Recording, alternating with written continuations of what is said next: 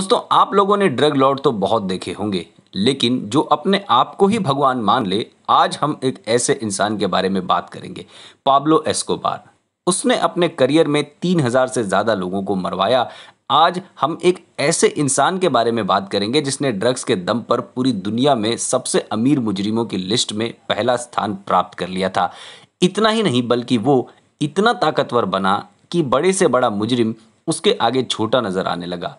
हम बात कर रहे हैं कोलंबिया के ड्रग लॉर्ड पाब्लो एस्कोबार की, जिसको कानून की नज़रों में तो हमेशा से ही मुजरिम माना जाता था, पर अपने चैरिटी जैसे कामों की वजह से वो गरीबों का भगवान बन गया था।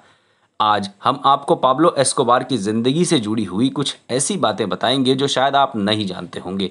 पाब्लो एमिलियो एस्कोबार गवीरिया का जन्म 1 दिसंबर 1949 को कोलंबिया में हुआ था। एस्कोबार के पिता एक फार्मर थे और उनकी मां एक स्कूल टीचर थी।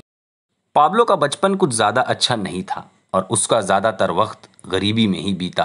पाब्लो एस्कोबार ने कम उम्र से ही जुर्म का रास्ता अपना लिया था।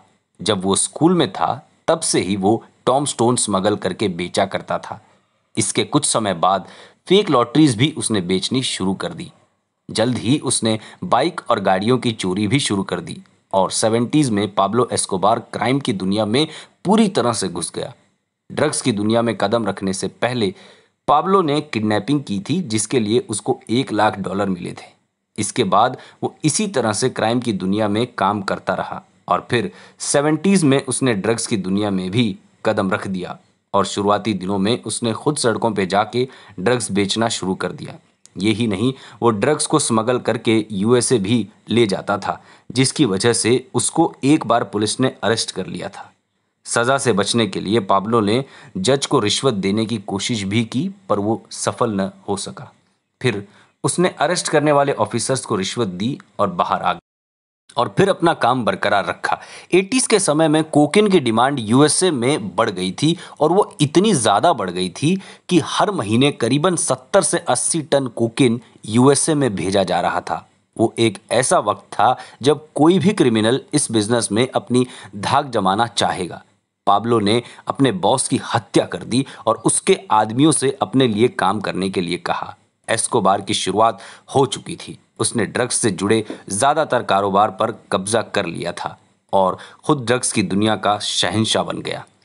वक्त के साथ साथ उसकी ताकत बढ़ती जा रही थी। वो कोलंबिया की सबसे जानी मानी हस्तियों में से एक बन चुका था। पाब्लो का एक तरीका था जिसे इंग्लिश में सिल्वर लीड कहा जाता था। इसके मुताबिक जो रिश्वत ना ले उसे गोली से मार दिया जाता था। इसके चलते उसने 1000 से ज्यादा पुलिस वालों की हत्या करवा दी थी। 80 के दशक में जब ड्रग्स का बिजनेस अपने उफान पर था, तब यूएसए में हर महीने 70 से 80 टन कोकेन जाता था, जिसे पाब्लो एस्कोबार हर हफ्ते 420 मिलियन की कमाई करता था। कमाई का अंदाज़ा आप इसी बात से लगा सकते हैं कि हर महीने पैसों को रखने के लिए 2 लाख रुपए से ज़्यादा के रबर बैंड का इस्तेमाल किया जाता था। उसका बिजनेस इतना ताकतवर हो चुका था कि वो बहुत ही जल्द दुनिया के सबसे अमीर लोगों की लिस्ट में आ गया था। 1989 में उसकी कुल संपत्ति $30 बिलियन हो गई थी। फोर्ब्स मैगजीन के मुताबिक वो उस वक्त दुनिया का 7वां सबसे अमीर व्यक्ति बन चुका था। वो हर दिन के साथ पहले से भी ताकतवर और अमीर होता जा रहा था। उस वक्त पाब्लो और उसके भाई के पास इतना पैसा था कि वो उसे रखने के लिए जगह नहीं बना पा रहे थे। फिर उन्होंने अपने पैसे को खेत में दबाना शुरू कर दिया, जिसकी वजह से उनका 10% यानी कि 2 बिलियन चूहों ने ही खराब कर दिया। एस्कोबार का सबसे बड़ा डर था एक्स्ट्राडिशन। अमेरिका में जेल से बचने के लिए उसने कोलंबियन गवर्नमेंट से ये तक ऑफर दे दिया कि वो उनके सारे डेब्ट्स खुद भर देगा, जो कि उस समय $10 बिलियन से भी ज़्यादा थे। अंत में एस्कोबार ने सरकार से डील की, जिसके तहत वो सरेंडर करने के लिए तैयार था, पर उसकी शर्त के मुताबिक वो खुद की ही बनी हुई जेल में रहेगा। उसकी खुद की बनी जेल ला कैथेड्रल, जिसमें सारी सुविधाएं मौजूद थी, यहाँ तक कि कसिनो और फुटबॉल फील्ड भी था। उस जेल में कुछ समय के बाद सरकार ने उसको असल जेल में भेजने की कोशिश की, लेकिन एस्कोबार का नेटवर्क इतना स्ट्रांग था कि उसको पहले से ही सब कुछ पता चल जाता था। इसी वजह से वो अपनी ही बनाई हुई जेल से भाग निकला। के बाद एस्कोबार को अपने परिवार के साथ एक हाइडआउट में रुकना पड़ा। जहां पर एस्कोबार ने अपनी बेटी को ठंड से बचाने के लिए $2 मिलियन जला दिए। इसके बाद से एस्कोबार 18 महीनों तक सरकार से भागता और छुपता रहा और दूसरी तरफ अमेरिकन डीईए और कोलंबियन पुलिस उसके पीछे हाथ धोकर पड़ गई। 1993 में अपने 44वें जन्मदिन के अगले ही दिन पुलिस ने उसे शूटआउट में मार दिया। उसके अंतिम संस्कार वाले दिन हजारों की भीड़ उसको आखिरी बार देखने को जुटी।